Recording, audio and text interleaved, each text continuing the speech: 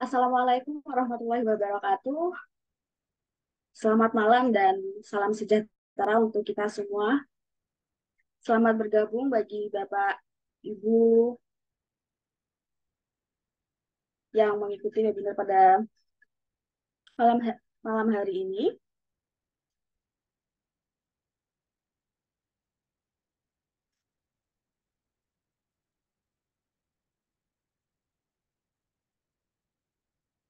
Sambil menunggu peserta yang lain, saya akan membuka webinar pada malam hari ini, yaitu yang pertama, yang terhormat kepada Bapak Dr. Muhammad Suhardi MPD, selaku Kepala Perhimpunan Cendekiawan Muda Indonesia. Yang kami hormati Dr. Hayat MSI, dan yang kami hormati juga Bapak Ibu peserta diklat dari Guru Cendekia. Semoga Bapak Ibu selalu berada dalam lindungan Tuhan Yang Maha Esa dan tetap diberikan kesehatan agar dapat mengikuti diklat daring ini hingga selesai. Bapak Ibu perlu diketahui bahwasannya Guru Cendekia adalah wadah yang cocok bagi Bapak Ibu yang berkecimpung dalam dunia pendidikan, karena di Guru Cendekia terdapat banyak sekali layanan pelatihan dan publikasi, salah satunya yaitu karya tulis ilmiah. Di mana tentunya Bapak Ibu pasti akan mendapatkan benefit, antara lain. Di Guru Cendekia, Bapak Ibu dapat memperoleh pelatihan dengan materi yang kekinian, tentunya dilatih bersama para pelatih yang berpengalaman dan berprofesional. Tidak hanya itu, Bapak Ibu juga mendapat bimbingan secara intensif, secara virtual dengan melakukan diskusi interaktif. Kemudian, kami dari tim juga akan menyiapkan fasilitas pelatihan secara lengkap. Nah, pada pertemuan kali ini, Bapak Ibu, kita akan sama-sama belajar terkait menyusun buku monograf dari hasil penelitian. Dan pada malam hari ini, seperti yang sudah disampaikan kemarin oleh Bapak Dr. Hayat, kita akan membahas terkait dengan tips dan trik penyusun buku monograf dari hasil penelitian. Dengan rincian pelaksanaan selama 4 hari dan pada malam hari ini, yaitu adalah pertemuan yang kedua melalui Zoom meeting, di mana kami harapkan Bapak Ibu bisa menggunakan waktu sebaik mungkin untuk menyimak materi ataupun menggali lebih lanjut terkait bagaimana menyusun buku monograf dari hasil penelitian. Dan tentunya tetap bersama dengan narasumber yang berpengalaman dan profesional, yaitu Bapak Dr. Hayat MSI, di mana beliau merupakan dosen di Universitas Islam Malang, sekaligus dokter dari Unisma Press, dan tentunya memiliki segudang pengalaman terkait dunia penelitian. Nah, baik Bapak Ibu, langsung saja kami silahkan kepada Bapak Dr. Hayat MSI untuk memaparkan materi pada malam hari ini. Pada beliau, kami silakan. Terima kasih, Ibu Moderator. Bismillahirrahmanirrahim. Assalamualaikum warahmatullahi wabarakatuh. Yang terhormat Bapak Suhardi, Bapak Dr. Suhardi, dan tim, Bapak Ibu peserta yang hadir pada malam hari ini. Semoga kita senantiasa tetap sehat, bugar, semangat, dan terus berkarya.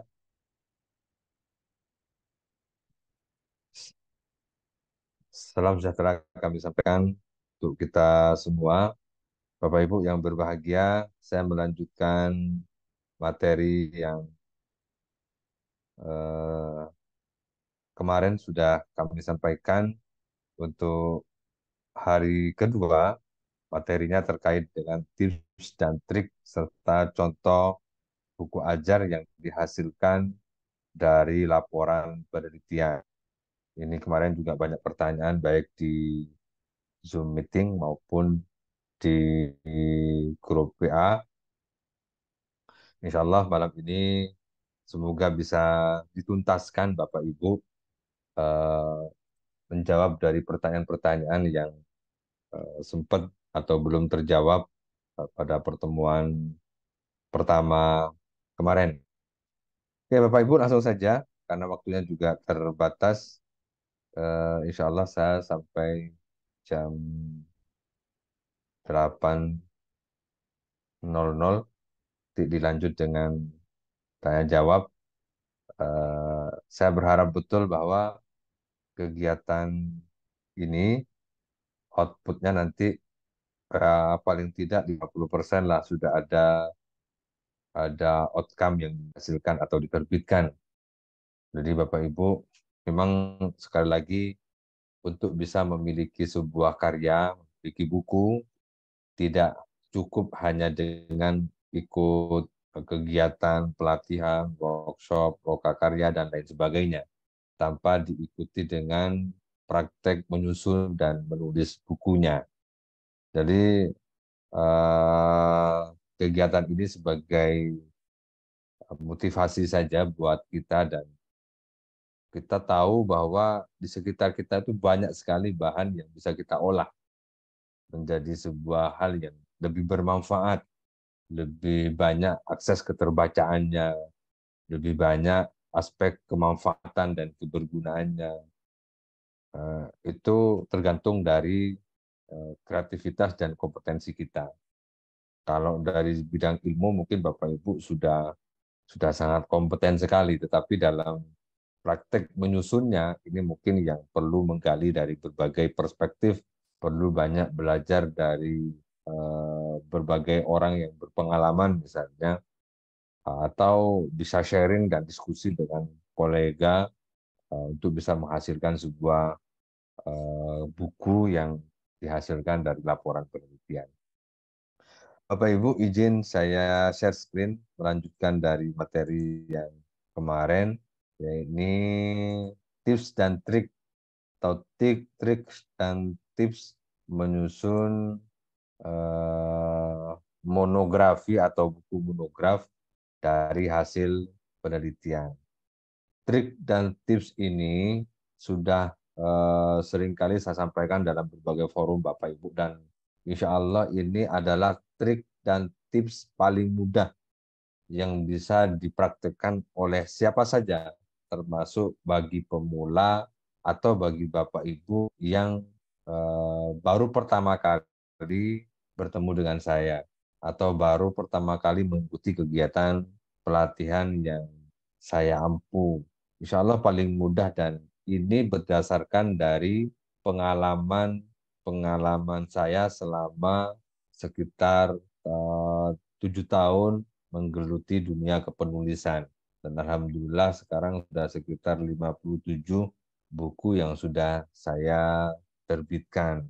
Nah, pengalaman-pengalaman ini sebenarnya bisa dijadikan sebagai mungkin praktek nyata bagi Bapak Ibu untuk eh, menggunakan atau bisa memanfaatkan yang kira-kira memudahkan bagi kita dalam proses menyusun bukunya atau mengkonversi laporan penelitian menjadi buku.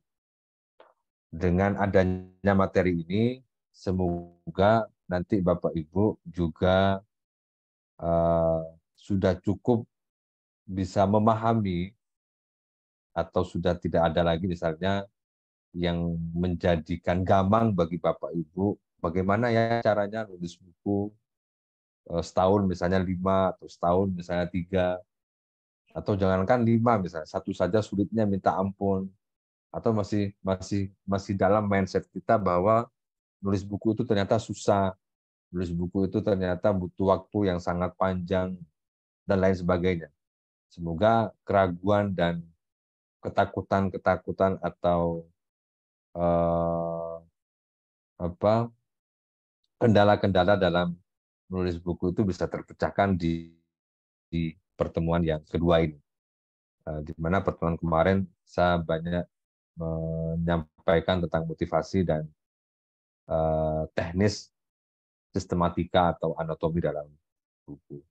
Bapak Ibu yang berbahagia, untuk trik yang pertama, Bapak Ibu dalam menyusun buku tentu harus menguasai secara teknis dalam proses penyusunan bukunya. Sebentar.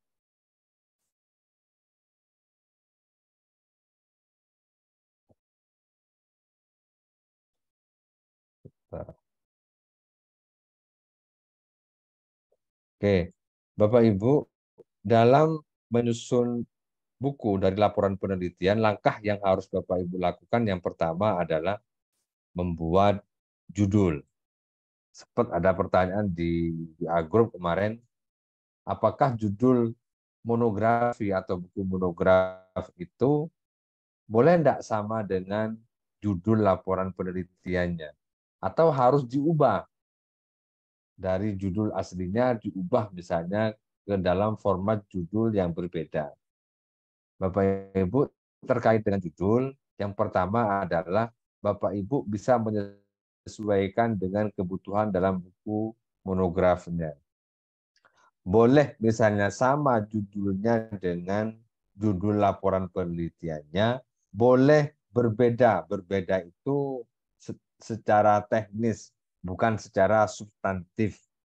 Jadi contoh misalnya kalau sama plek dari laporan penelitian, misalnya pengaruh variabel X terhadap variabel Y untuk bla bla bla.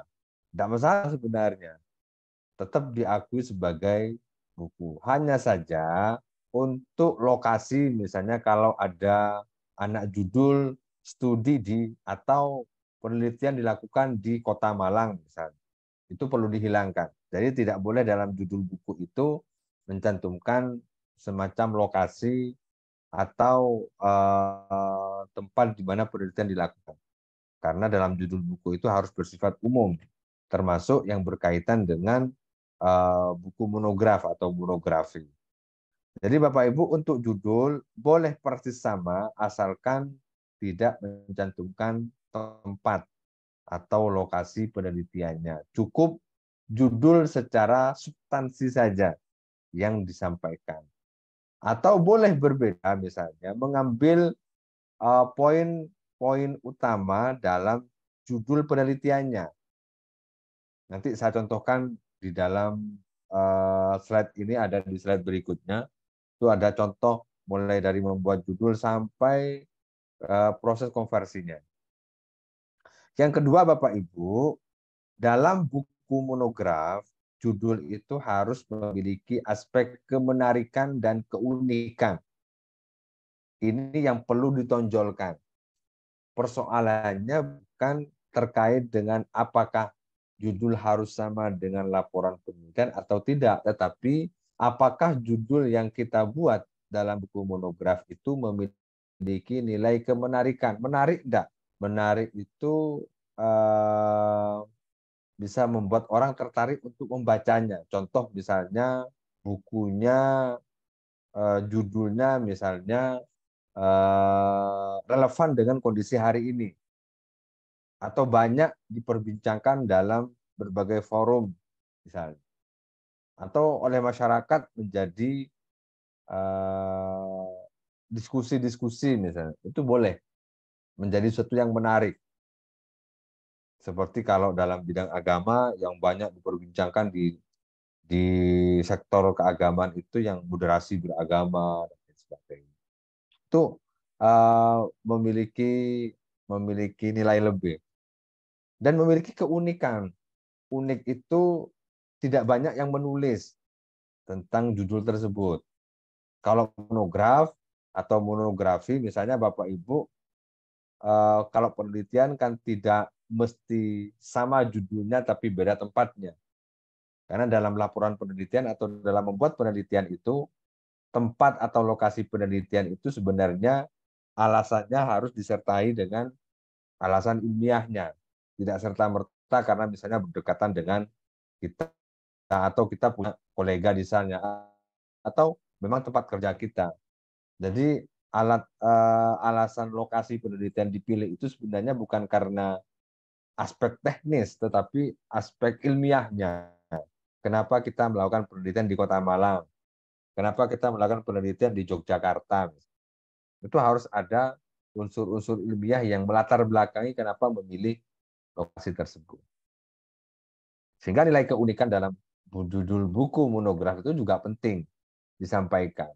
Apa yang menjadikan unik buku kita ini? Kalau misalnya judulnya banyak yang meneliti, maka Bapak Ibu harus mengubah, paling tidak membuat judulnya bisa lebih menarik, bisa lebih unik. Tidak banyak yang sama dengan judul-judul buku monograf yang disusun oleh orang lain. Kemudian yang ketiga, Bapak Ibu, memiliki nilai informatif. Nilai informatif itu data-datanya konkret, jelas, akurat. Kemudian variabel-variabelnya, misalnya kalau kuantitatif yang dimasukkan ke dalam yang menjadikan buku itu memiliki nilai informasi yang tinggi, itu juga penting untuk disampaikan. Contoh misalnya tujuan dari penelitian itu ditonjolkan misalnya di dalam buku tersebut, dalam judul buku tersebut. Yang keempat, Bapak Ibu, ini juga penting untuk disampaikan dalam judul buku, nilai kebaharuannya apa yang menjadikan nilai plus dalam atau value dalam judul buku monografi ini apa, itu juga perlu ditonjolkan, kebaharuan, nilai kebaharuannya yang apa, yang mungkin bisa menjadikan eh, seseorang itu bisa tertarik untuk membaca buku Bapak Ibu. Itu terkait dengan judul.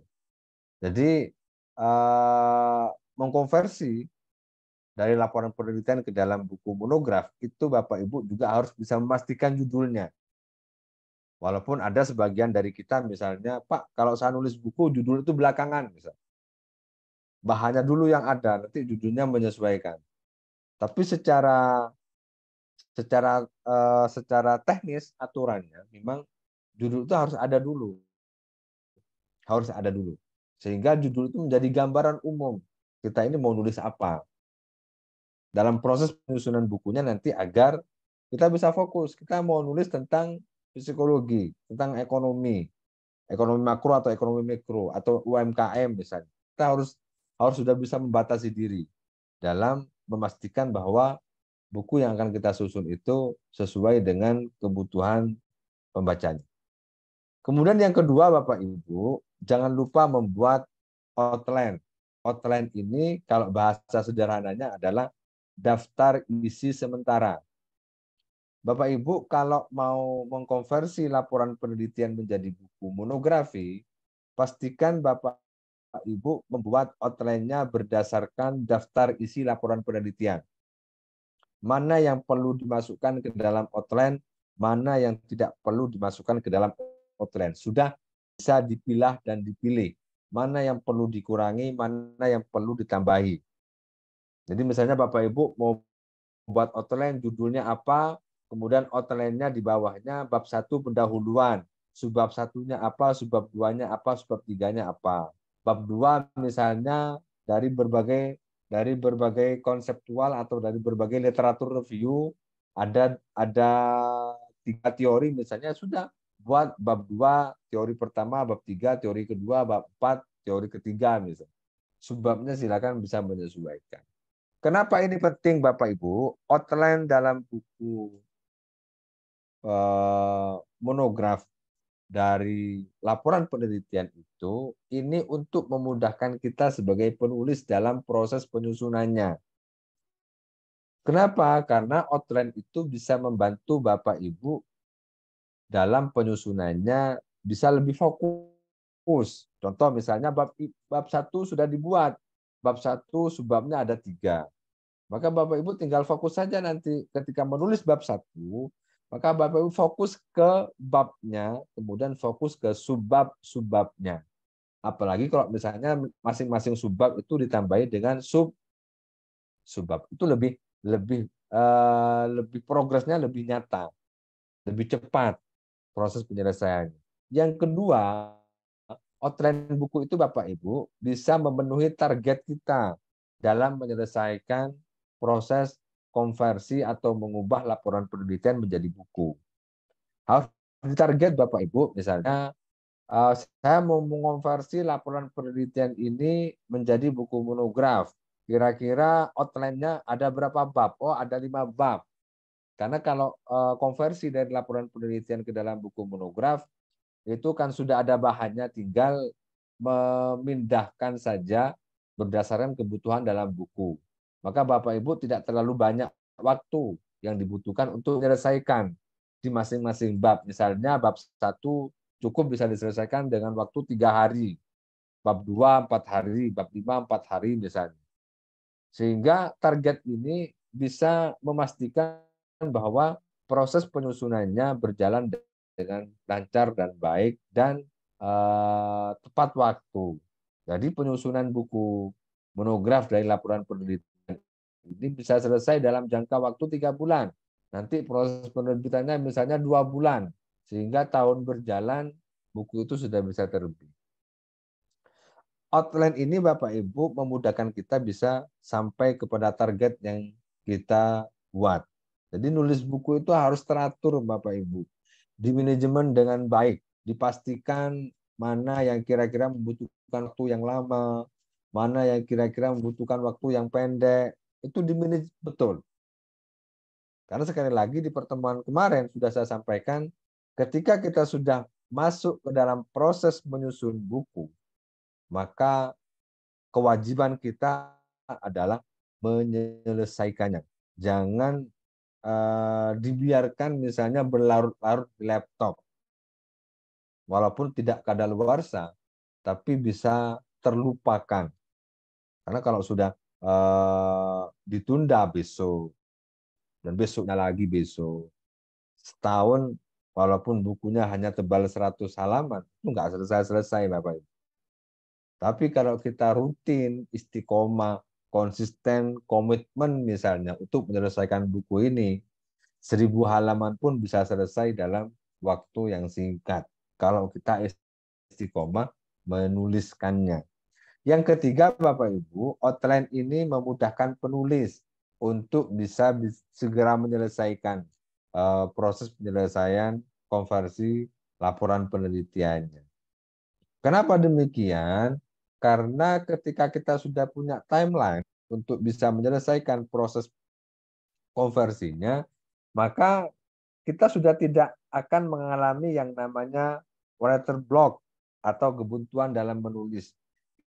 Ini banyak sekali dikeluhkan oleh teman-teman tulis pemula. Pak, kalau saya mau nulis buku, buka laptop, tapi tidak bisa menghasilkan satu kata atau satu kalimat atau satu paragraf, jangankan satu halaman, satu paragraf saja atau satu kalimat saja susah untuk dibuat.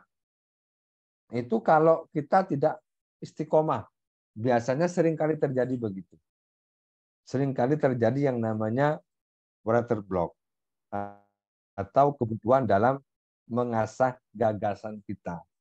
Tapi kalau kita istiqomah Bapak Ibu, setiap hari satu paragraf, setiap hari 2 alinea misalnya, maka insya Allah kebuntuan-kebuntuan itu akan terpecahkan dengan sendirinya. Karena di dalam outline itu sudah diatur. Di dalam outline itu sudah dibuat sistematikanya. Jadi contoh misalnya hari ini Bapak Ibu nulis bab 1, subbab 1. Sehingga nanti besok Bapak Ibu tinggal melanjutkan misalnya ke subbab 2. Di subbab 2 itu sudah tertera sub-subbabnya. Sehingga tinggal melanjutkan aja. Begitu juga dengan subbab 3 dan seterusnya. Sampai buku ini tuntas. Kalau istiqomah itu insya Allah kebuntuan-kebuntuan dalam berpikir untuk menyusun buku, insya Allah bisa terpecahkan. Kenapa? Karena pikiran kita ini bergerak terus Bapak Ibu. Diasah terus. Semakin sering kita melakukan praktek-praktek menulis, itu akan mengencerkan pikiran-pikiran kita atau mengembangkan pikiran-pikiran kita atau mengembangkan pengetahuan-pengetahuan kita, apalagi bisa dieksplorasi dalam bentuk tulisan. Tapi kalau kita seringkali mengendap pikiran-pikiran kita tanpa misalnya mengeluarkan dalam bentuk tulisan, ini akan bisa menjadikan kita kadang-kala banyak lupanya. Contoh misalnya kalau kita memiliki gagasan kemudian terabaikan dan diniatkan besok saja, mesti lupa. Tapi kalau misalnya punya gagasan, ada gagasan atau ada ide misalnya muncul di pikiran kita, kalau kita segera menuliskannya, maka insya Allah bisa segera ingat. Nah, setiap ide gagasan yang muncul di pikiran kita itu kita tulis, catat. Kalau praktek itu Bapak Ibu lakukan dengan baik, maka insya Allah kita bisa terhindar dari yang namanya pelupa. Karena setiap yang kita pikirkan, yang kita kita dapatkan ide, misalnya gagasan, itu ditulis, insya Allah bisa diingat. Dibaca saja begini, maka sudah bisa diingat dengan baik.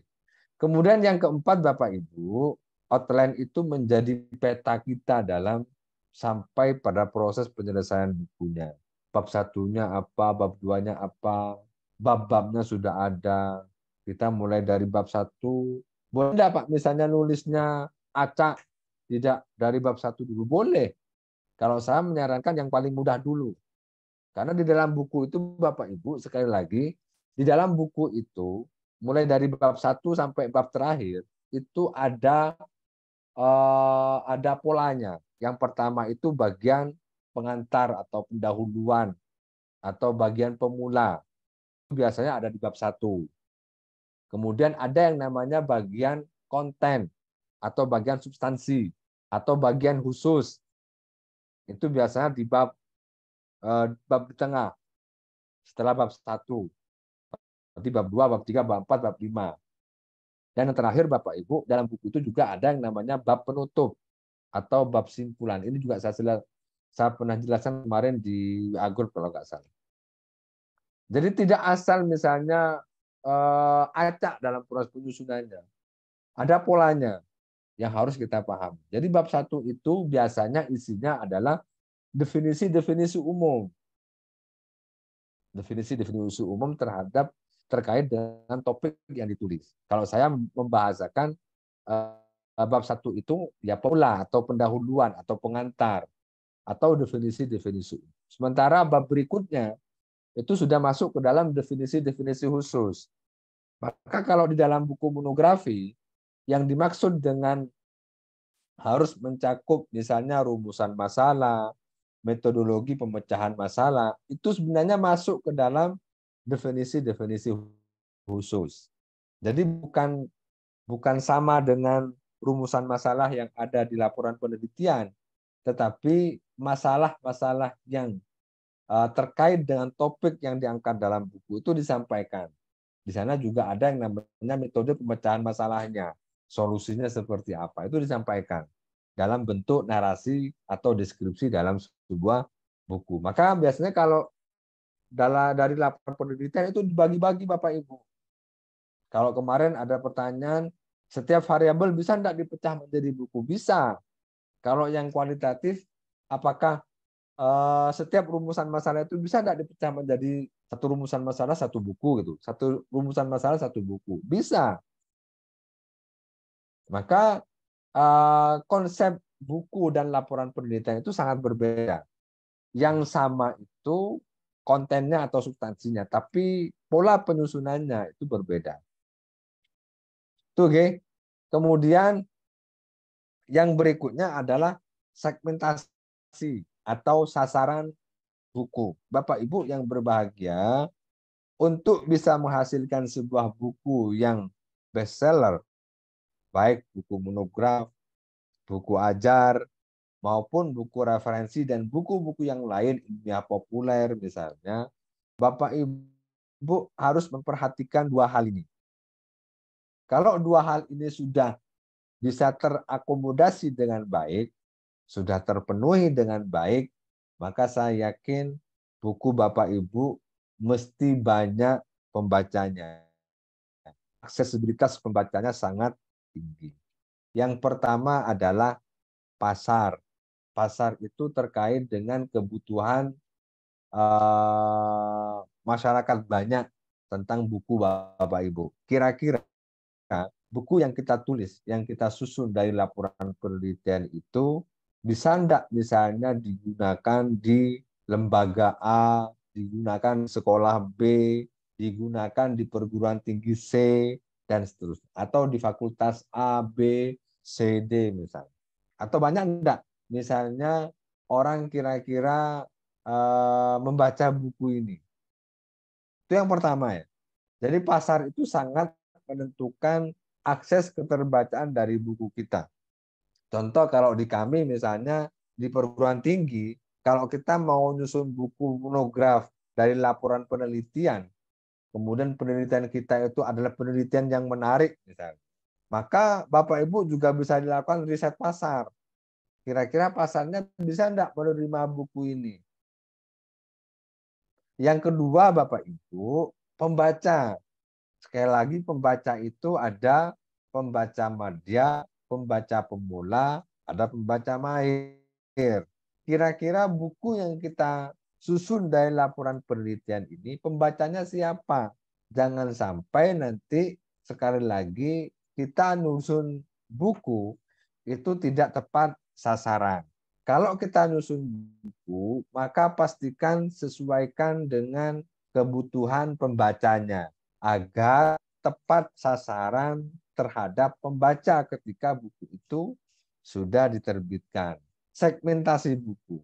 Kalau keduanya ini terpenuhi dengan baik, Bapak Ibu, pasar bisa menerima karya kita, pembaca juga bisa terpenuhi kebutuhannya dalam buku Bapak Ibu.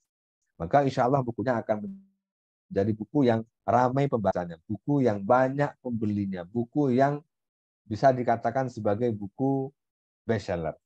Coba Bapak Ibu perhatikan buku-buku yang bestseller itu. Itu mesti karena pasarnya bisa menerima buku kita dan pembacanya juga enak, menarik. Pembaca seolah-olah dibawa ke dalam alam pikiran kita sebagai penulisnya. Menyenangkan membacanya, tidak membuat ngantuk misalnya, tidak membuat bosan. Ada kita membaca buku kemudian kita merasa bosan dengan buku tersebut. Bukunya seolah-olah menyihir pembacanya, membawa ke alam bawah sadar. Ini buku yang menarik dan mesti banyak dicari. Karena buku itu Bapak Ibu perkembangannya juga sangat pesat sekali. Tapi kalau sudah tidak laku, maka ia akan ditinggalkan oleh pembaca. Oleh karena itu Bapak Ibu, kalau kita mau nulis buku, pastikan bukunya bisa dipahami oleh semua pembaca kita. Pembacanya siswa ya sudah, berarti buku yang kita tulis itu sesuaikan dengan kebutuhan siswa. Bagaimana caranya agar siswa itu bisa memahami kata, kalimat, alinea yang kita susun. Mulai dari penyusunan SPOK-nya misalnya, sampai kepada penyusunan di setiap alineanya, atau di masing-masing subbabnya, atau di masing-masing bab. Jadi Bapak Ibu sebelum menyusun buku monografi, pastikan keduanya ini. Tapi kalau buku monograf, memang rata-rata lebih banyak mengarah kepada aspek pembacanya. Karena kalau buku monograf itu sifatnya lebih terbatas daripada buku referensi ataupun buku ajar. Karena dari laporan penelitian. Kemudian Bapak Ibu targetkan penyelesaian konversi bukunya. Yang pertama atur waktunya. Kapan Bapak Ibu punya waktu yang istiqomah setiap hari menyusun buku dari laporan penelitian. Sesibuk-sibuk apapun kita Bapak Ibu mesti punya waktu luang, punya waktu istirahat. Manfaatkan waktu tersebut walaupun hanya sedikit digunakan untuk menyelesaikan proses konversi laporan penelitian menjadi buku. Walaupun hanya 30 menit, walaupun hanya 1 jam, tapi kalau istiqomah insya Allah cepat selesai. Atur waktunya Bapak Ibu. Kapan Bapak Ibu punya waktu luang, malam misalnya, atau siang, atau pagi, atau sore, diatur saja senyamannya Bapak Ibu dalam proses penyusunan bukunya. Yang kedua Bapak Ibu fokus untuk bisa target penyelesaian penyusunan buku tercapai dengan baik, maka Bapak Ibu harus fokus. Fokus itu ya paling tidak setiap hari usahakan Bapak Ibu bisa di masing-masing bab itu diselesaikan. Masing-masing subbab misalnya diselesaikan. Oh hari ini misalnya atau minggu ini misalnya fokus menyelesaikan bab 1 dengan semua sub-subbab. Oh, misalnya 2 hari ini saya fokus misalnya di subbab 1, subbab 2 atau subbab. Yang ketiga Bapak Ibu istiqomah. Ini kunci istiqomah. Kalau kita istiqomah walaupun sedikit demi sedikit insya Allah bukunya pasti selesai. Karena istiqomah itu lebih lebih baik daripada banyak tapi sekali duduk. Kalau istiqomah rutin walaupun sedikit, insya Allah itu jauh lebih baik daripada banyak tapi sekali duduk. Karena kalau istiqomah itu memecahkan kebuntuan pikiran kita itu yang paling tampak. Kalau kita istiqomah nulis, mengeksplorasi tulisan, tidak harus dalam buku misalnya. Bapak Ibu istiqomah membuat status WA atau membuat quote atau membuat status di Facebook. Nggak usah lah, tapi tulisan-tulisannya misal terkait dengan atau ada rencana misalnya untuk bisa diterbitkan di dalam penerbitan buku. Kemudian yang berikutnya Bapak Ibu, untuk bisa selesai target penyusunan bukunya, Bapak Ibu menyegerakan. Katanya menyegerakan sesuatu yang baik itu lebih lebih baik daripada menunda-nunda. Jadi menyegerakan, punya waktu nulis, punya kesempatan nulis, ada waktu longgar untuk nulis. Jadi Bapak Ibu, bagaimana caranya penyusunan buku monograf dari laporan penelitian itu bisa segera selesai. Walaupun Bapak Ibu tidak ada yang namanya buku itu yang sempurna. Buku yang baik itu katanya adalah buku yang selesai dan diterbitkan. Jadi Bapak Ibu kalau sudah dimulai maka disegerakan untuk bisa diselesaikan. Karena tugas-tugas yang lain mungkin Bapak Ibu juga menanti atau mungkin buku kedua sudah dipersiapkan. Maka buku pertama ini sudah harus segera selesai. Caranya atur waktunya, fokus istiqomah dan bisa menyegerakan. Punya waktu luang 2 kali, manfaatkan dengan sebaik-baiknya untuk bisa menyegerakan menyelesaikan penyusunan bukunya. Dan yang terakhir, Bapak Ibu memaksimalkan potensi yang kita miliki. Bapak Ibu punya 3 penelitian, buat 3 buku. Bapak Ibu punya eh, bahan-bahan yang mungkin untuk bisa jadikan buku ajar, buat buku. Jadi memaksimalkan potensi itu, insya Allah jauh lebih memiliki daya guna yang baik, Bapak Ibu. Eman, kalau potensi-potensi yang kita miliki itu terabaikan begitu saja. Contoh mungkin kita baru menyadari ternyata skripsi, tesis, atau disertasi itu bisa dikonversi menjadi buku. Dulu kita tidak pernah mengenal yang namanya artikel ilmiah. Dulu mungkin kita masih bingung bagaimana caranya orang nulis buku sampai berjilid-jilid. Sekarang sudah banyak disampaikan. Memaksimalkan potensi itu penting sekali untuk bisa menghasilkan karya-karya terbaik kita. Bapak Ibu yang berbahagia, perhatikan cara mengkonversinya agar kita mudah dalam prosesnya. Yang pertama, Bapak Ibu, setiap alinea, jadi isi dalam laporan penelitian itu sekali lagi tidak serta-merta langsung plak ditaruh di dalam format. Tapi Bapak Ibu harus mengintervensi. Kalau bisa diintervensi di masing-masing alinea. Mana yang kira-kira alinea ini sulit dipahami, mana yang kira-kira perlu untuk dipecah, mana yang kira-kira perlu untuk ditambah atau dikurangi. Bapak Ibu, dalam buku itu pastikan setiap alinea itu mudah dipahami oleh pembaca. Sekali baca itu sudah bisa dipahami. Oleh karena itu Bapak Ibu, cara yang paling baik untuk mengonversi dan menghasilkan sebuah tulisan-tulisan yang mudah dipahami adalah yang pertama, setiap alinea dalam buku monograf itu paling tidak berisikan satu pokok pikiran.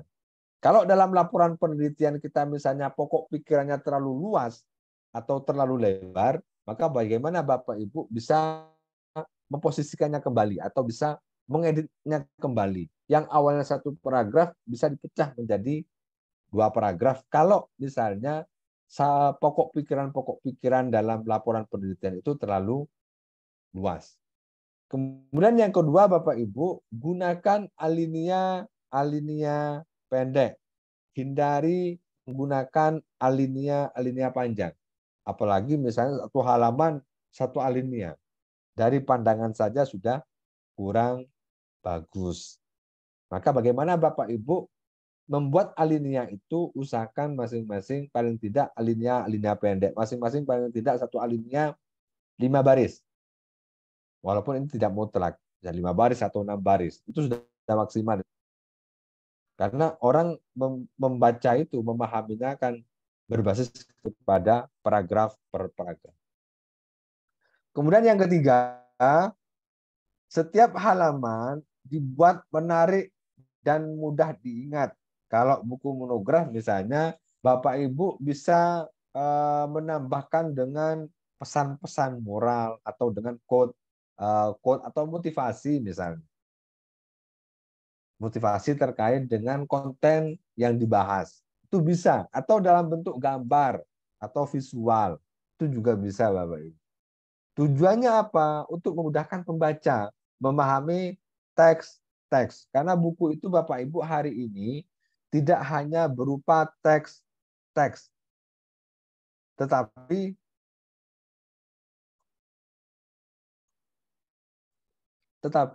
harus bisa didukung dengan gambar-gambar atau bentuk-bentuk visual atau diagram yang memungkinkan orang ketika melihat atau ketika memandang gambar itu sudah bisa paham. Atau gambar itu menjadi pendukung untuk bisa memahami teks-teks yang dibuat dalam bentuk buku tadi. Ini agar lebih menarik lagi. Kemudian Bapak Ibu yang keempat adalah menggunakan kalimat-kalimat pendek. Jadi kalimat-kalimat pendek dalam masing-masing kalimat itu usahakan jangan muter-muter kalimat atau jangan tanda kutip misalnya berbelit-belit atau penjelasannya tidak jelas. Jadi usahakan saya memberikan batasan saja untuk masing-masing kalimat itu paling tidak dari 10 kata sampai 20 kata per kalimat. Lebih sering menggunakan tanda titik saja daripada tanda koma. Karena kalau tanda koma nggak selesai-selesai nanti. Usahakan bisa lebih banyak menggunakan tanda titik. Kalimat-kalimat dalam buku, dalam masing-masing alinea itu paling tidak antara 10 sampai 20 kata per kalimat. Dan yang terakhir Bapak Ibu, penyajian dan penggunaan bahasanya menggunakan bahasa ilmiah populer. Jadi yang misalnya dalam laporan penelitiannya terlalu menggunakan bahasa-bahasa asing, bahasa-bahasa ilmiah, di dalam buku nanti diberikan penjelasan atau bisa diubah ke dalam bahasa yang mudah dipahami. Terutama misalnya kalau bukunya untuk mahasiswa atau untuk siswa.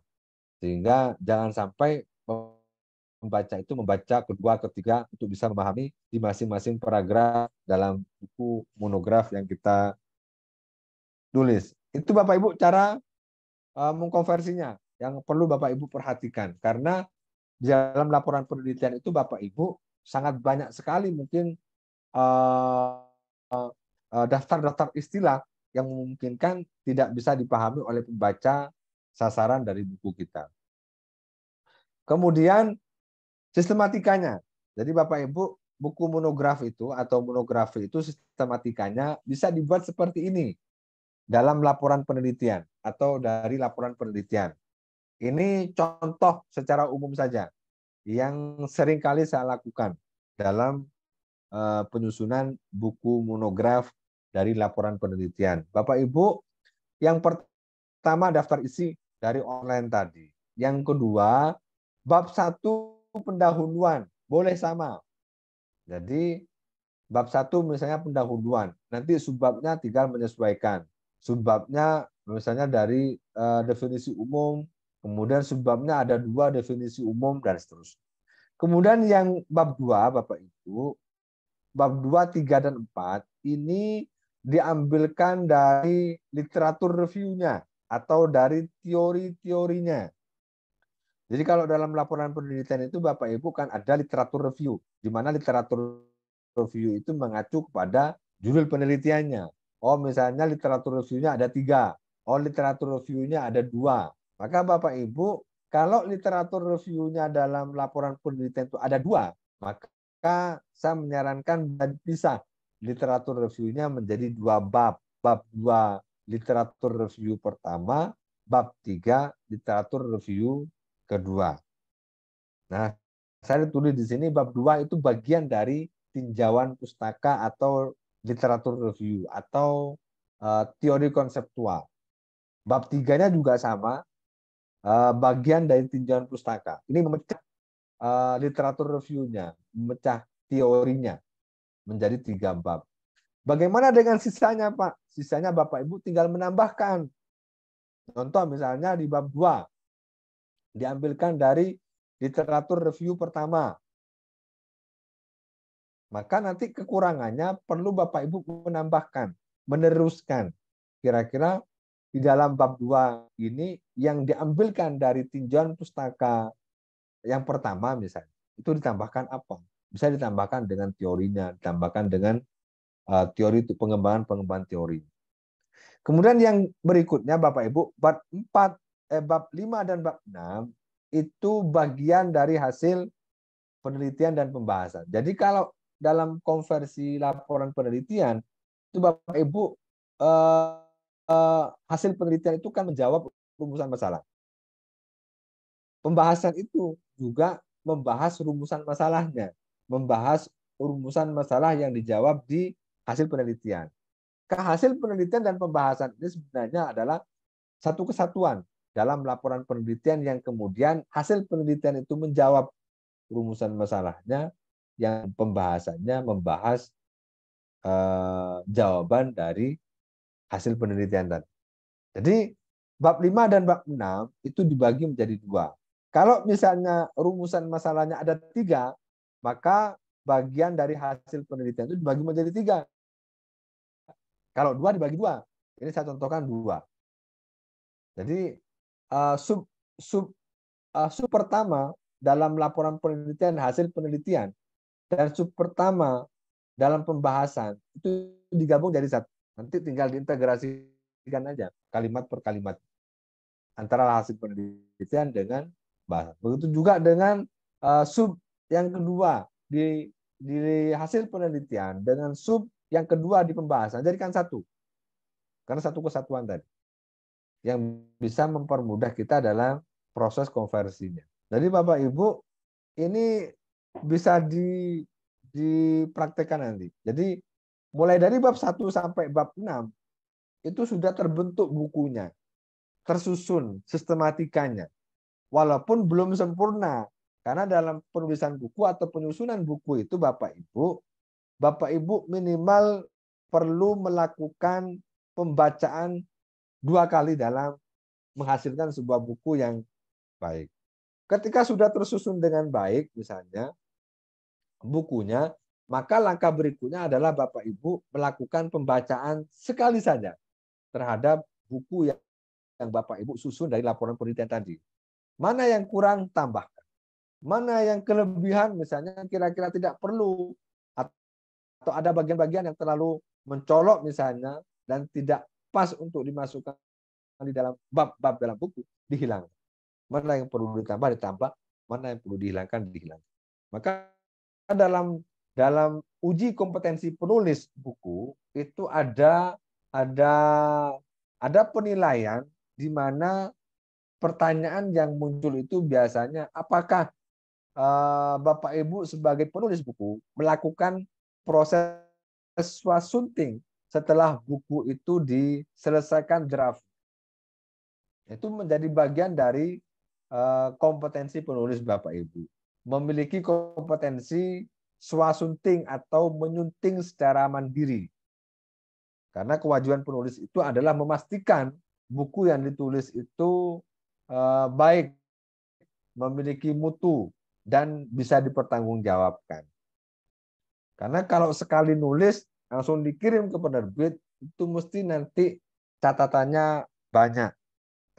Saya biasanya kalau nulis buku, ketika draft sudah kami selesaikan, mesti wajib dibaca sekali. Baik oleh saya sebagai penulisnya, atau oleh orang lain yang memiliki kompetensi terhadap topik atau judul bukunya. untuk memastikan mana yang perlu diperbaiki, mana yang perlu dikoreksi, dan seterusnya. Dan yang terakhir, Bapak Ibu, sistematika dalam monografi dari hasil penelitian itu adalah bab penutup atau bab bab simpulan. Ini yang saya maksud tadi. Dalam semua buku Bapak Ibu ada yang namanya bagian awal, pendahuluan, pengantar, ada bagian konten bab 2 sampai bab 6, ada bagian akhir atau bagian penutup. Sehingga ini yang namanya sistematis dan terstruktur. Pendahuluan boleh enggak misalnya ditaruh di bab 4? Atau penutup boleh enggak ditaruh di bab 1? Itu tidak sistematis. Maka nulis buku itu juga sama. Harus sistematis dan terstruktur. Ada pengantarnya, ada konten khususnya atau substansinya, ada bagian akhirnya. Sehingga satu kesatuan dalam buku itu ketika dibaca, itu runtun. Membacanya runtun. Tidak eh, tidak lompat-lompat. Ini sistematikanya Bapak Ibu. Nanti bisa dicontohkan atau bisa dipraktekkan. Kemudian Bapak Ibu, ini menjadi catatan. Jadi sistematika seperti ini yang hari ini termasuk kebijakan baru dalam memperoleh ISBN. Dalam penyusunan buku monografi itu direkomendasikan sesuai dengan regulasi yang ada di Perpusnas. Kemudian untuk sistematika yang seperti ini, ya seperti ini, buku monografi itu perkembangannya sangat sangat cepat Bapak Ibu. Dulu sebelum tahun 2020, saya selalu menyampaikan bahwa buku monograf atau monografi itu adalah nama lain dari laporan penelitian. Mulai dari kontennya sampai kepada sistematikanya. Contoh ini, bab 1 pendahuluan, bab 2 tinjauan pustaka, bab 3 metode, bab 4 hasil penelitian dan pembahasan, bab 5 penutup, dan yang terakhir daftar pustaka. Ini sekarang sudah tidak berlaku. Kalau Bapak Ibu nulis buku monograf dari laporan penelitian, kemudian konten dan isinya, sistematikanya sama dengan sistematika laporan penelitian, mesti dikembalikan. Atau ada catatan buku ini bisa diterbitkan tanpa ISBN. Jadi sistematika seperti ini sudah tidak disarankan Bapak Ibu. Yang disarankan adalah sistematika yang seperti di awal saya sampaikan tadi. Seperti ini. Nah, kalau sistematikanya begitu, maka ini akan diberikan ISBN. Tapi kalau sistematikanya seperti ini nanti biasanya penerbit meminta revisi kepada penulis. Kalau di kami ada penulis misalnya mengirimkan buku monograf dari laporan penelitian, kemudian sistematikanya seperti ini, sistematikanya sama dengan sistematika laporan penelitian, maka biasanya kami meminta untuk merevisinya sesuai dengan rekomendasi dari Perpusnas tadi untuk menyusun sistematika buku sesuai atau tidak sama dengan daftar isi laporan penelitian. Jadi ini sudah tidak disarankan. Jadi banyak kemarin pengelola penerbitan itu banyak direvisi oleh Perpusnas karena memang harus menyesuaikan dengan regulasi-regulasi yang terbaru. Masa transisi kemarin juga banyak hal-hal yang perlu diperbaiki dalam penyusunan bukunya. Kemudian Bapak Ibu, ini contohnya yang kemarin diminta. Jadi Bapak Ibu, kalau mau nulis buku, ini saya berikan judul Taktis Konversi Menjadi Buku. Insya Allah ini memudahkan sekali. Jadi Bapak Ibu, boleh misalnya buku konversinya seperti pada judul buku ini. Atau boleh misalnya pada judul aslinya. Kalau mengacu ke ini, maka nanti judul bukunya bisa Gaya Kepemimpinan dan eh, Gaya Kepemimpinan, Analisis Gaya Kepemimpinan untuk kinerja Bupati dan Provinsi Gorontalo, ini dihilangkan saja. Jadi kalau judul buku ini mau jadikan buku, bisa judulnya sesuai dengan judul laporan penelitiannya, Analisis Gaya Kepemimpinan cukup. Kinerja atau analisis gaya kepemimpinan dan kinerja bupati dan tempatnya ini dihilangkan. Jadi nanti judul bukunya Analisis Gaya Kepemimpinan dan Kinerja. Kalau mau dipecah misalnya, ini kan ada dua rumusan. Ada gaya kepemimpinan dan kinerja. Kalau mau dipecah, bisa jadi dua judul buku. Analisis gaya kepemimpinan, buku kedua analisis kinerja atau analisis kinerja pegawai atau analisis kinerja pemimpin misalnya atau analisis kinerja birokrat dan sebagainya. Atau kalau mau dirubah seperti ini. Sebenarnya kalau ini lebih dekat dengan buku referensi karena sifatnya umum. Ini terkait dengan judul nih, termasuk dalam penyusunan di masing-masing sistematikanya.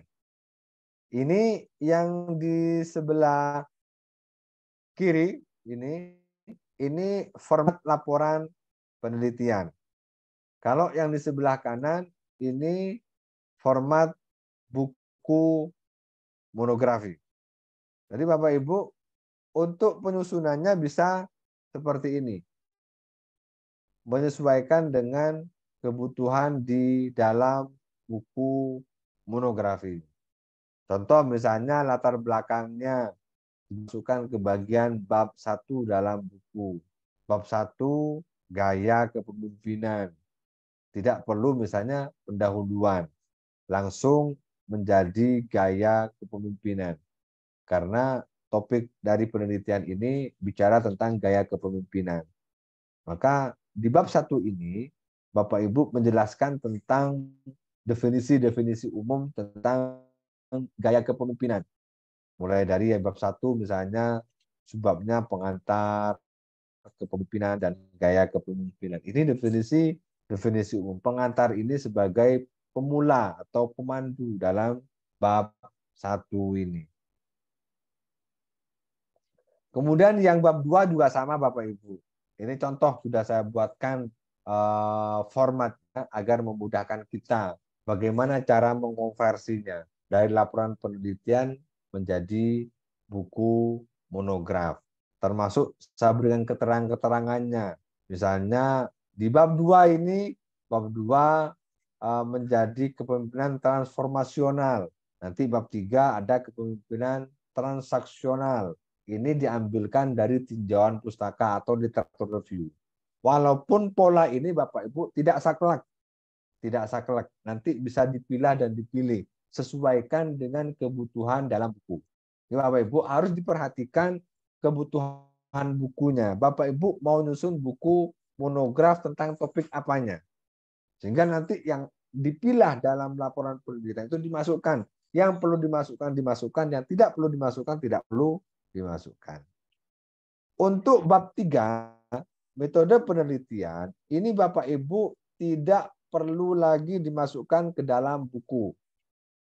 Kalau misalnya nanti Bapak Ibu memasukkan bab 3, metode penelitian di dalam buku monograf, ini mesti diminta direvisi oleh Perpusnas ketika mau diajukan ISBN. Jadi metode penelitian ini Bapak Ibu, saya sudah berikan catatan di bawahnya. Metode penelitian dalam laporan penelitian tidak disertakan dalam buku monograf.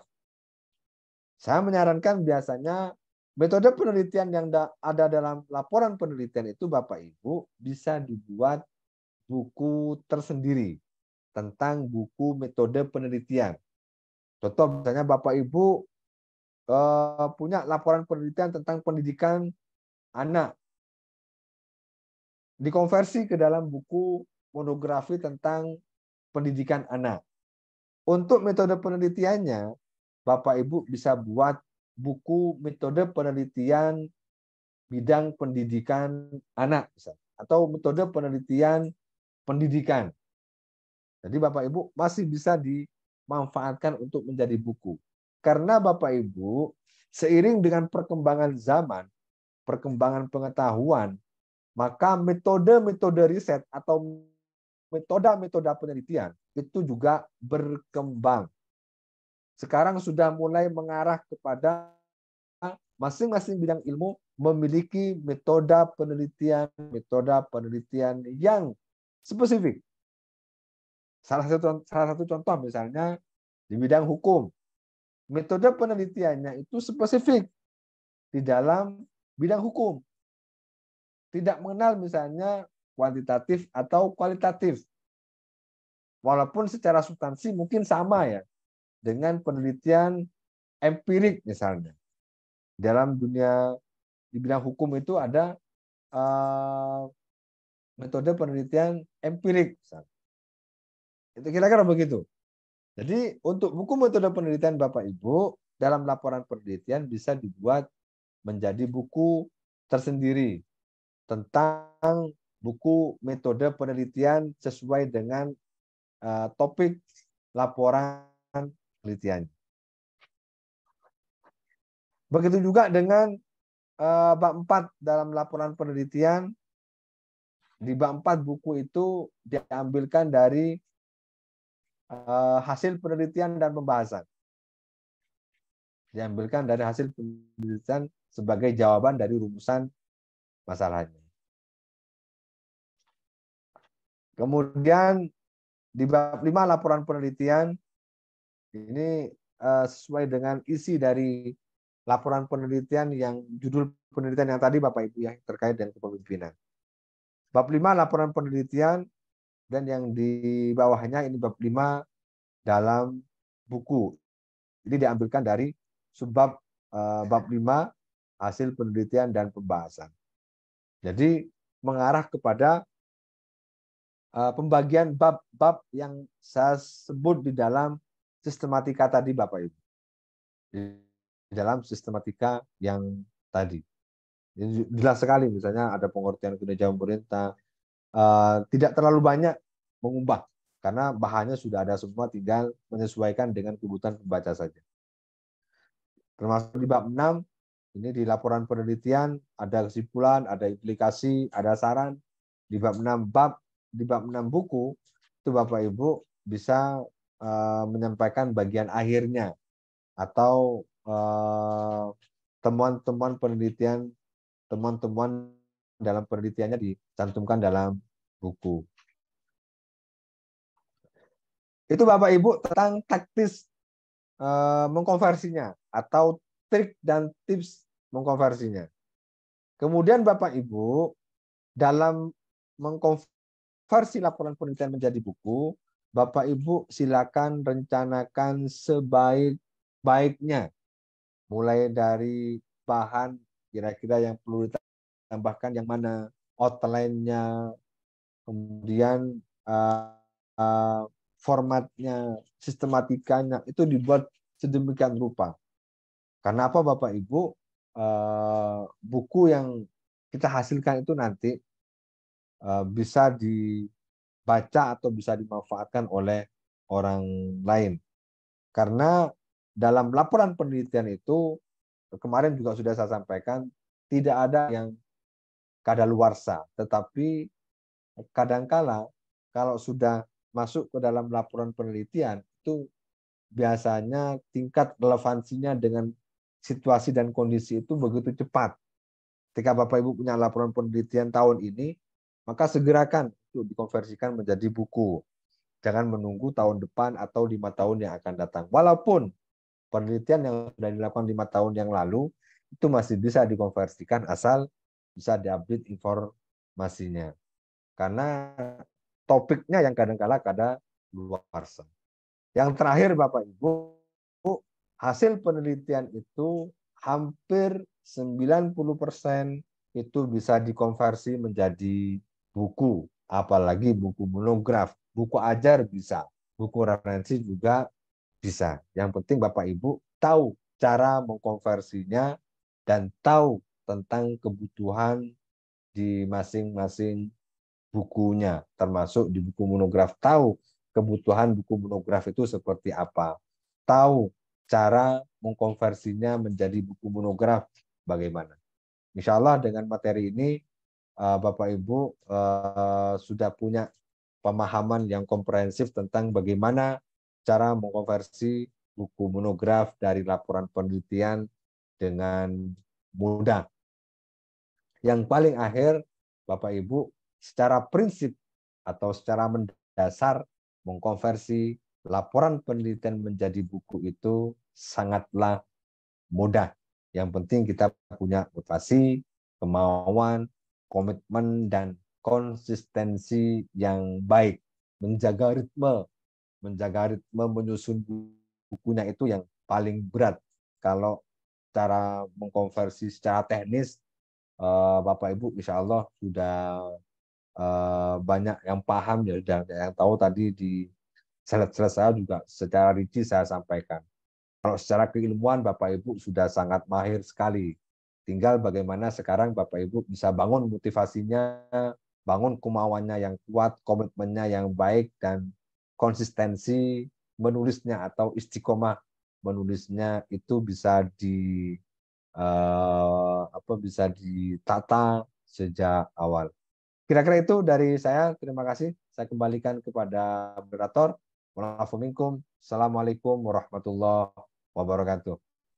Waalaikumsalam warahmatullahi wabarakatuh. Terima kasih Bapak Dr. Hayat MSI atas pemaparan materi yang sangat luar biasa pada malam hari ini, yang dimana membahas mendetail terkait tips dan trik menyusun buku monograf dari hasil penelitian, mulai dari membuat judul konveksi sampai dengan taktis konversi menjadi buku. Baik Bapak Ibu, selanjutnya kami akan membuka sesi tanya jawab. Bagi Bapak Ibu yang ingin menanyakan secara langsung bisa mengaktifkan fitur raise hand. Namun, bagi Bapak Ibu yang terkendala jaringan atau lainnya bisa menuliskan di room chat. Baik, di sini ada penanya pertama yaitu Ibu Ami Artuti. Mungkin Ibu bisa mengaktifkan kameranya, Ibu. Ya. Moga Ibu Ami Artuti kami persilakan.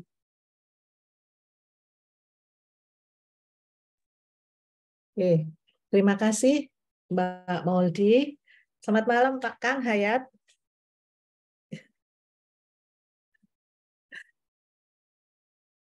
Bisa terdengar mungkin? Suaranya sudah terdengar. Sudah Bu. Ampun. Ya, ya. Pak Hayat, saya mau nanya ini. Kalau tadi kan nggak boleh langsung diplek-plek ya Pak Hayat. Saya hanya masih bingung bagaimana menarasikan. Kalau di dalam hasil penelitian itu kan ada tujuan, ada rumusan masalah, begitu. Bagaimana itu menarasikan pada saat kita mengonversi. Tentunya kan kita tidak boleh mengatakan tujuan penelitian ini adalah seperti ini, sehingga rumusan masalahnya seperti ini. Itu yang pertama. Kemudian yang kemarin itu kan dibahas juga kalau sudah dipublish di jurnal, kemudian kalau kita buat di buku, kan nggak bisa untuk jafung ya, Pak Hayat. Kalau seperti itu, mending hasil penelitian itu, kalau memang untuk kenaikan pangkat, nggak usah diterbitkan di jurnal. Apakah seperti itu? Mending kita membuat buku saja. Dua aja Pak Hayat nanti.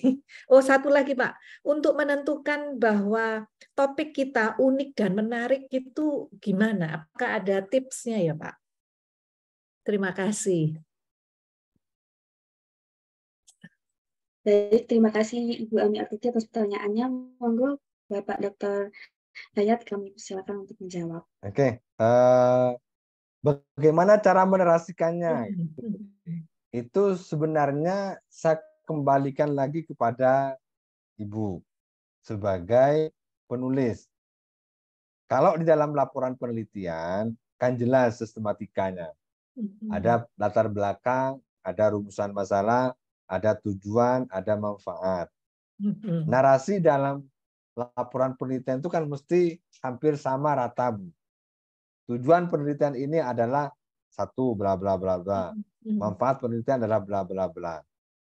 Kalau di buku juga sama sebenarnya, Bu. Tinggal misalnya mengembangkan kembali lebih, misalnya tujuan penelitian satu itu dikembangkan lagi dengan konsep-konsep yang ada, atau eh, dengan teori-teori yang ada, atau mengkaitkan kembali, atau melakukan pembandingan, atau melakukan penyandingan.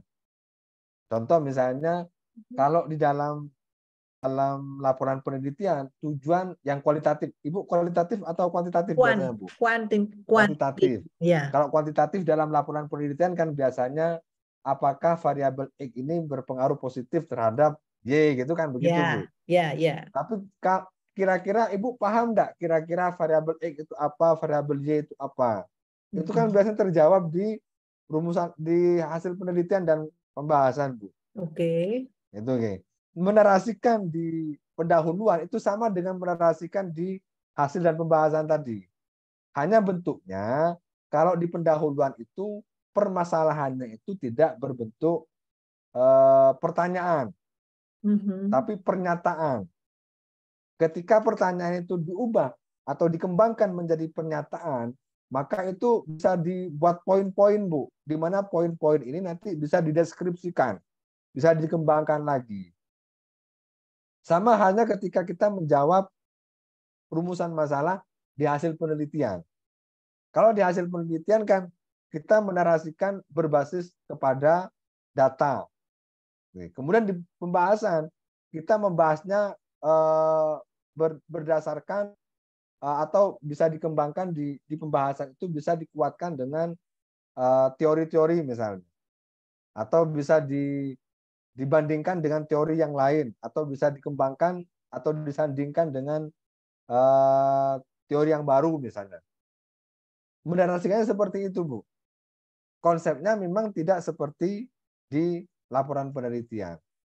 Tidak berbentuk A, B, C, D, tapi berbentuk narasi atau deskripsi. Paham maksudnya, G? Ada contohnya enggak, Pak Hayat? Ada, nanti saya berikan bukunya yang sudah jadi. Contoh buku monograf yang dari hasil penelitian yang sudah jadi, yang sudah lengkap. Itu oke. Ya, Nanti saya kirim ke panitia, Bu, ya. Contoh bukunya. Tapi dummy yang sudah jadi tapi berbentuk dummy. Ada watermarknya. Kemudian yang kedua, lebih baik membuat buku daripada jurnal kalau mau diajukan kenaikan jabatan fungsional. Itu kembali ke penulis, Bu. Karena kenapa misalnya beberapa tahun terakhir ini kita berlomba-lomba outputnya adalah artikel. Karena memang menjadi prasyarat khusus. Buku masih belum menjadi prasyarat khusus, Bu. Sehingga orang tidak tertarik. Lebih banyak para peneliti itu outputnya mesti artikel yang dipublish di jurnal. Tapi kalau mau diterbitan di buku, nggih monggo. Sesuaikan dengan kebutuhan. Kalau misalnya mau ke buku referensi karena 40, ya bisa saja. Atau untuk yang artikel, kalau misalnya tidak menjadi ketentuan dalam luaran penelitian, ya bisa di buku saja misalnya. Kalau tujuannya adalah untuk itu. Tapi sekali lagi, saya menekankan untuk buku tidak hanya sekedar untuk kenaikan jabatan fungsional.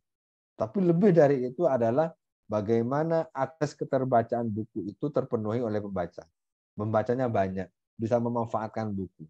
Jangan sampai nanti memilih luaran buku, tapi bukunya hanya selesai sampai di ajuan jabatan fungsional. Itu, itu akan disayangkan nanti. Hanya cetak 5 misalnya, Yang penting bisa diajukan, selesai. Eman Bu, eman isinya, eman kontennya, eman substansinya. Padahal temuan Ibu misalnya bagus, dampaknya baik, implikasinya sangat luar biasa misalnya. Karena kalau sudah bicara publikasi, ya sudah bisa disebarkan seluas-luasnya. Kemudian yang ketiga terkait dengan bagaimana menentukan topik yang menarik. Ya. Yang menarik itu kalau bagi saya yang bisa menjadikan orang tertarik untuk membaca. Seperti contoh tadi, analisis gaya kepemimpinan dan kinerja. Jadi bisa mengubahnya dengan bahasa yang atau dengan kalimat yang pasif. Saya mengubahnya misalnya menjadi pengantar teori kepemimpinan.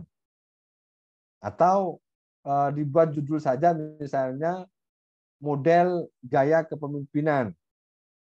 Atau model gaya kepemimpinan masa kini. Atau tipe kepemimpinan ditambahkan dengan bahasa-bahasa yang memungkinkan orang tertarik untuk membacanya. Kalau dalam bahasa YouTube itu namanya clickbait tapi yang positif. Paham maksudnya Bu ya? Clickbait tapi yang positif. Jadi membungkus buku itu dengan judul yang memiliki nilai. Tentu yang banyak diperbincangkan oleh orang lain, yang banyak dibutuhkan oleh orang lain, yang banyak didiskusikan oleh orang lain. Itu yang menarik Bu hari ini. Kalau kita bicara tentang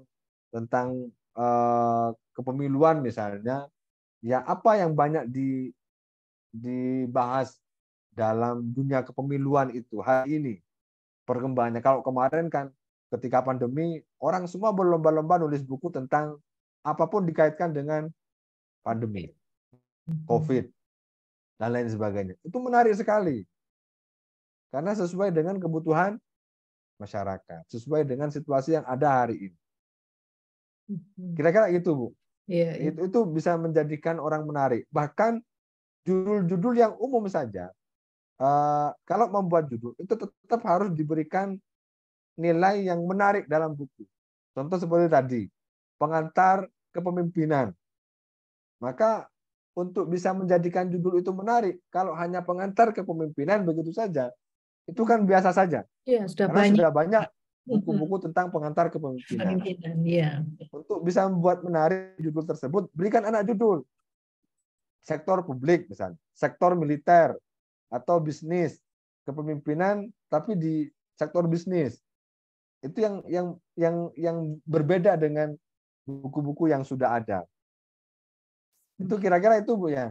Jadi ada nilai yang bisa ditampilkan oleh penulis di dalam buku itu walaupun judulnya banyak yang ditulis, tapi kalau kita mampu memberikan nilai yang menarik dalam buku itu, contoh memberikan anak judul, menambahkan anak judul yang lebih spesifik, yang kemudian menjadi sesuatu yang disukai oleh banyak orang, itu mesti akan dibaca.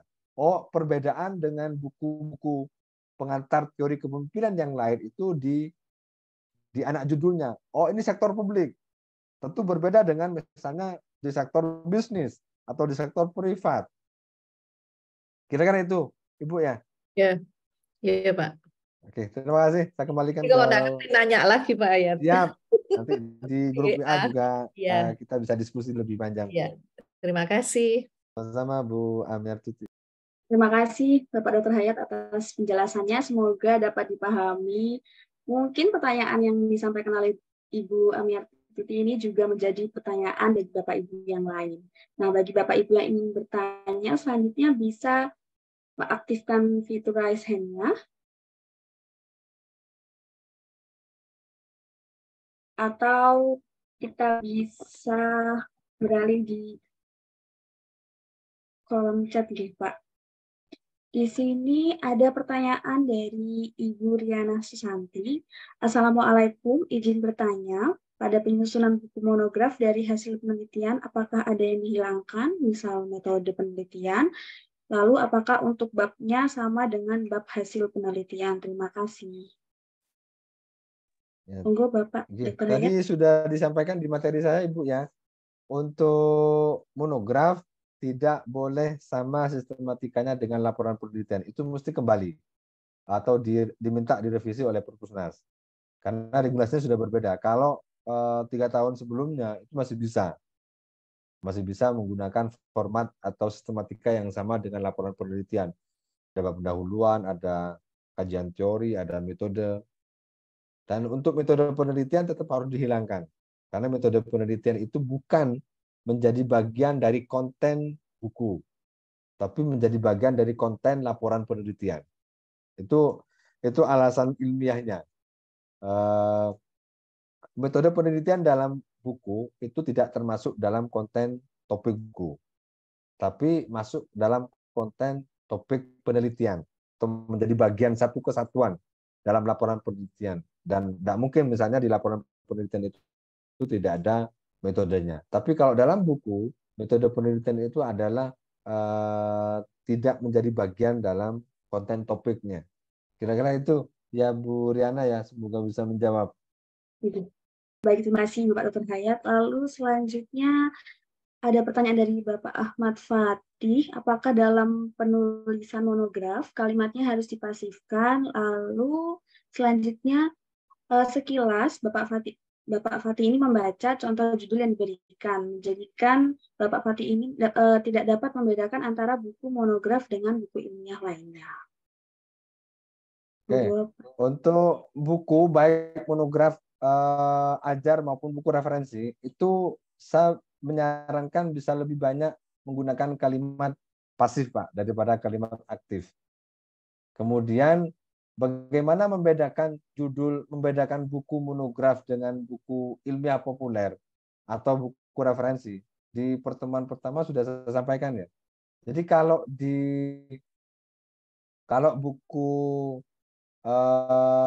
buku referensi itu lebih kepada satu bidang ilmu. Memang ini masih menjadi perdebatan, Pak. Masih menjadi debatable di kalangan pelaku perbukuan. Kadang-kala masih banyak tidak mengenal yang namanya buku referensi. Buku referensi itu dikenal seperti buku-buku umum, seperti kamus, ensiklopedia. Tapi kalau kita mengacu kepada POPAK 2019, maka sudah nampak kelihatannya kalau buku monograf itu pembedanya adalah pada topiknya. Kalau di buku monograf itu membahas tentang subtopik bidang ilmu, tapi kalau buku referensi itu lebih kepada satu bidang ilmu, lebih bersifat umum. Kalau buku monograf itu lebih bersifat spesifik. Itu Pak Ahmad Fatih ya. Ini kemarin juga sudah sempat didiskusikan kok di pertemuan pertama. Terima kasih Bapak Dr. Hayat. Mungkin Bapak Fatih bisa bisa mendengarkan kembali rekaman Zoom pada pertemuan pertama. Lalu ini ada terakhir mungkin Bapak Dr. Hayat,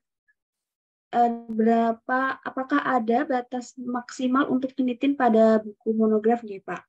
Pertanyaan dari Bapak Tunija. Oke. Untuk buku masih belum ada ketentuan yang yang tercatat atau ketentuan dalam penilaian angka kredit itu cek turnitinya, persentasenya. Berbeda dengan artikel. Kalau artikel akan jelas antara 5 sampai 15, ada yang 20%. Tapi kalau buku masih belum ada. Tetapi saya biasanya memberikan batasan. Maksimal paling besar kalau buku itu antara maksimal paling besar itu 30 atau 25%. Itu sudah besar sekali. Kenapa 30 atau 25%? Karena ketebalan di buku itu berbeda jauh dengan di jurnal atau di artikel. Kalau artikel kan similarity-nya kan dicek per artikel.